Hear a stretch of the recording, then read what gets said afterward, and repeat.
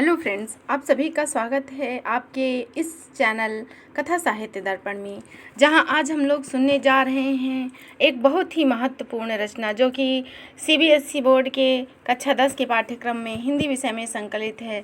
माता का आंचल। माता का आंचल नामक कहानी, जिसके लेखक शिवपूजन सहाय हैं, और यह कहानी उनके प्रसिद्ध उपन्यास देहाती दुनिया के उपन्यास अंश से संकलित करके कहानी बनाई गई है। तो माता का आंचल कहानी के रूप में आज हम पढ़ेंगे इसको। तो चलिए अधिक विलंब न करते हुए चलते हैं माता का आंचल कहानी पर, जिसमें शिवपूजन सहाय ने दिखाया है कि पिता चाहे कितना भी लाड प्यार करे, पर माँ का आंचल और माँ का प्रेम सबसे बढ़कर होता है। तो चलते हैं कहानी पर। जहाँ लड़कों का संग तहाँ बाजे मृदंग, जहाँ बुढ़ों का संग तहाँ खर्चे कतंग। हमारे पिता तड़के उठ निपट नहा कर पूजा करने बैठ जाते थे। हम बचपन से ही उनके अंग लग गए थे। माता से केवल दूध पीने तक का नाता था, इसीलिए पिता के साथ हम भी बाहर की बैठक में ही सोया करते। वो अपने साथ ही हमें उठाते, साथ ही नहला धुलाकर पूजा के लिए दिक्क करने लगते। कुछ हंसकर, कुछ झल्लाकर, कुछ डांट कर वह हमारे चौड़े लीलार पर त्रिपुंड कर देते। हमारे लीलार में भभूत खूब खिलती थी, सिर पे लंबी लंबी जटाएं थी। भभूत रमाने से हम खासे बम भोला बन जाते। पिताजी हमें प्यार से भोलानाथ कहकर पुकारते थे, पर असल में हमारा नाम था तारकेश्वर नाथ। हम भी उनको बाबू कहकर पुकारा करते थे, माता को मैया। बाबूजी जब रामायण का पाठ करते तो हम भी उनके बगल में बैठे बैठे आईने में अपना मुंह निहारा करते। वह जब हमारी ओर देखते तो हम कुछ लजाकर, कुछ मुस्कुराकर आईना नीचे रख देते और वह भी मुस्कुरा पड़ते। पूजा पाठ कर चुकने के बाद वह राम नाम लिखते। अपनी एक रामनामा बही पर 1000 नाम राम लिख उसको पाठ करने की पोथी के साथ बांध देते। फिर क्या था, फिर 500 बार कागज़ के छोटे छोटे टुकड़ों पर राम नाम लिख आटे की गोलियों में लपेटते और उन गोलियों को लेकर गंगा जी की ओर चल पड़ते। उस समय भी हम उनके कंधे पर विराजमान रहते। जब वह गंगा के किनारे एक एक आटे की गोलियां फेंक कर मछलियों को खिलाने लगती, तब भी हम उनके कंधे पर ही बैठे बैठे हंसा करते। जब वह मछलियों को चारा देकर घर की ओर लौटने लगते, तब बीच रास्ते में झुके हुए पेड़ों की डालियों पर बिठाकर हमको झूला झुलाते। कभी कभी बाबूजी हमसे कुश्ती भी लड़ लेते। वह शिथिल होकर हमारे बल को बढ़ावा देते और हम उनको पछाड़ देते।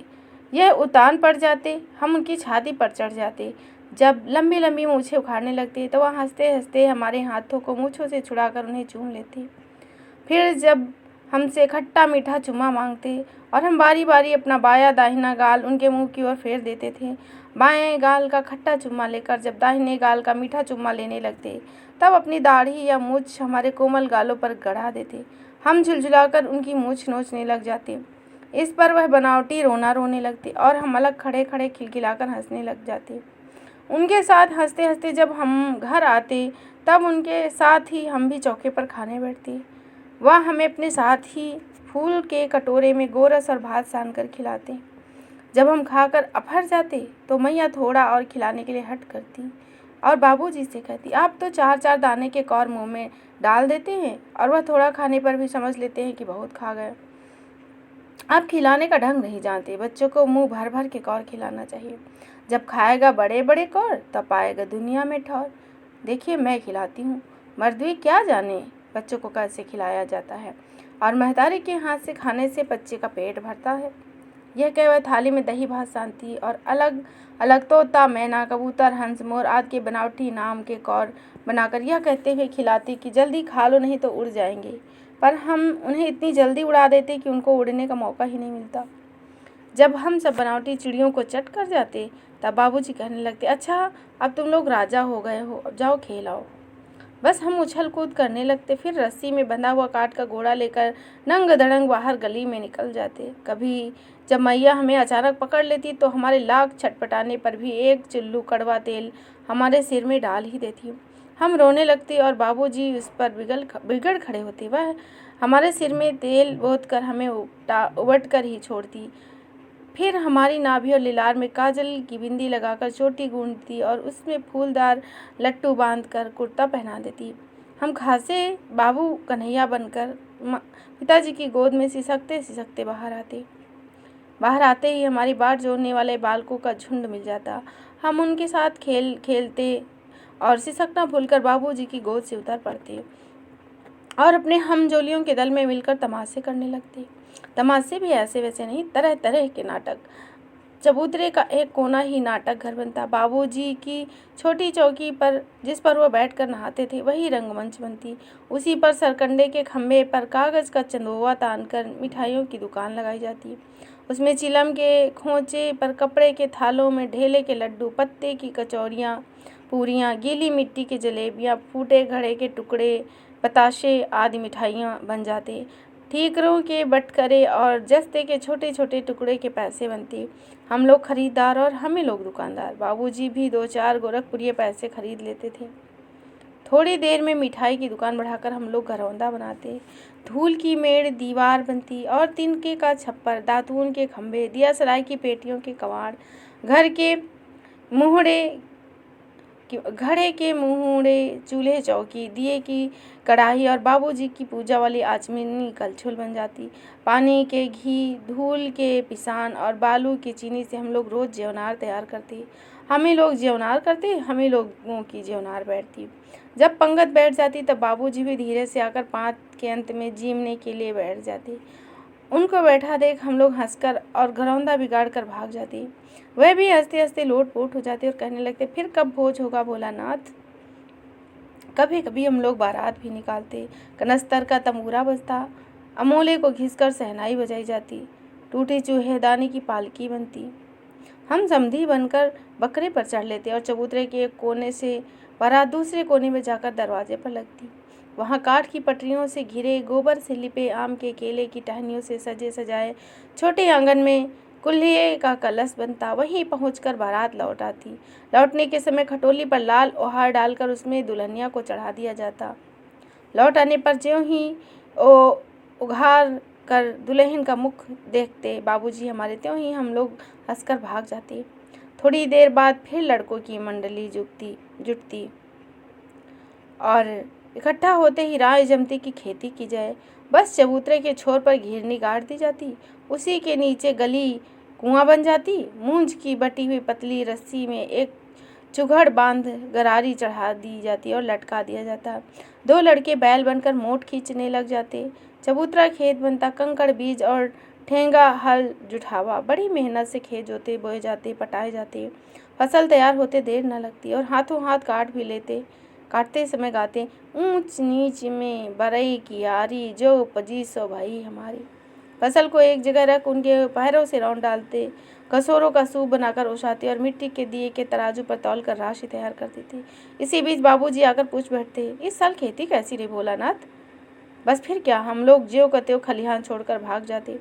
ऐसे ऐसे नाटक लोग बराबर खेला करते। बटोही भी कुछ देर ठिठक कर तमाशा देख लेते। जब कभी हम लोग ददरी मेले में जाने वाले आदमियों का झुंड देख पाते तब कूद कूद कर चिल्लाने लगते, चलो भैया ददरी, सूद पिसान के मोटरी। अगर किसी चूल्हे के आगे आगे जाती हुई ओहारदार पालकी देख लेते, किसी दूल्हे के आगे जाती हुई ओहारदार पालकी देख पाते तो खूब जोर जोर से चिल्लाते, रहरी मेरा हरी पुरान रहरी, डोला के कन्या हमार मेहरी।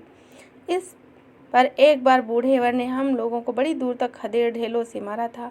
उस खसूट 26 की सूरत आज तक याद है। ना जाने किस ससुर ने वैसा जमाई ढूंढ निकाला था। वैसा घोड़ मुँहा आदमी हमने आज तक नहीं देखा। आम की फसल में कभी कभी खूब आंधी आती थी। आंधी के कुछ दूर निकल जाने पर हम लोग बाग की ओर दौड़ जाते।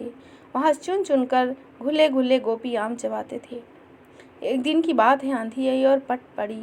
आकाश काले बादलों से ढक गया। मेघ गरजने लगे, बिजली कौंधने लगी और ठंडी हवा सनसनाने लगी। पेड़ झूमने लगे, जमीनों को छूने लगे। हम लोग चिल्ला उठे, 1 पैसा की लाई बाजार में छितराई, बरखा उधरे बिलाई।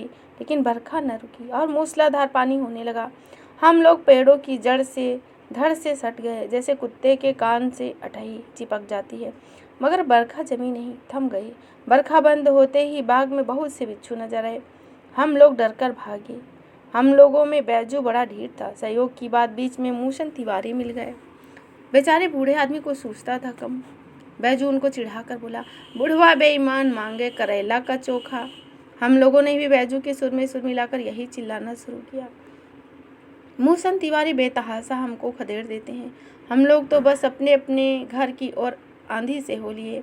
जब हम लोग ना मिल सके तब तिवारी जी सीधे पाठशाला चले गए। वहाँ से हमको और बैजू को पकड़ लाने के लिए 4 लड़के गिरफ्तारी वारंट लेकर छूटे। इधर जो ही हम लोग घर पहुँचे त्यों ही गुरुजी के सिपाही हम लोगों पर टूट पड़े। बैजू तो 9-2-11 हो गया, हम ही पकड़े गए। फिर तो गुरुजी ने हमारी खूब खबर ली। बाबूजी को जब यह हाल पता चला तो दौड़ते हुए पाठशाला आए। गोद में उठाकर हमें पुचकारने लगे और फुसलाने लगे, पर हम दुलराने से चुप होने वाले लड़के नहीं थे। रोते रोते उनका कंठ आंसुओं से तर हो गया। वह गुरुजी की चिरौरी करते हमें घर ले आए। रास्ते में फिर हमारे साथी लड़कों का झुंड मिला। वे जोर जोर से नाचते और गाते रहे, मकई पकई गरर पुआ, हम खाइब पुआ न खेलब जुआ। फिर क्या था, हमारा रोना धोना भूल गया। हम हट करके बाबूजी की गोद से उतर पड़े और लड़कों की मंडली में मिलकर गाने लगे, वही सुर तान अलापने लगे। तब तक लड़के सामने वाले मकई के खेत में दौड़ पड़े। उसमें चिड़ियों का झुंड चल रहा था। वे दौड़ दौड़ कर उन्हें पकड़ लाते, पर हाथ एक भी ना आती। और हम लोग गाते, राम जी की चिड़ई, राम जी का खेत, खाए लो चिड़ई भर भर पेट। हमसे कुछ दूर ही और हमारे गांव के कई आदमी खड़े होकर तमाशा देखते और यह कहकर हंसते कि चिड़िया की जान जाए लड़कों का खिलौना। सचमुच लड़के और बंदर पराई पीर नहीं जानते। एक टीले पर जाकर हम लोग चूहों के बिल में पानी उलीचने लगे।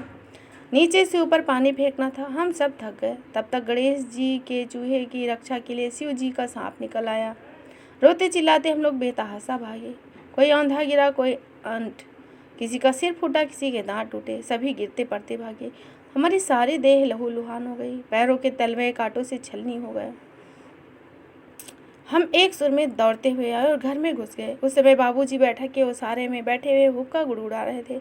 उन्होंने हमें बहुत पुकारा, पर हमने उनकी एक न सुनी और दौड़ते हुए मैया के पास चले गए और जाकर उनकी गोद की शरण ली। मैया चावल अमनिया रही थी। हम उसके आंचल में छिप गए। हमें डर से कांपते देख वह जोर से रो पड़ी और सब काम छोड़कर दौड़ी। अधीर होकर हमारे भय का कारण पूछने लगी। कभी हमें अंग भरकर दबाती, कभी हमारे अंगों को अपने आंचल से पोंछ पोंछ कर हमें चूम लेती। बड़े संकट में पड़ गई। झटपट हल्दी पीसकर हमारे घावों पर थोपी गई। घर में कोहराम मच गया।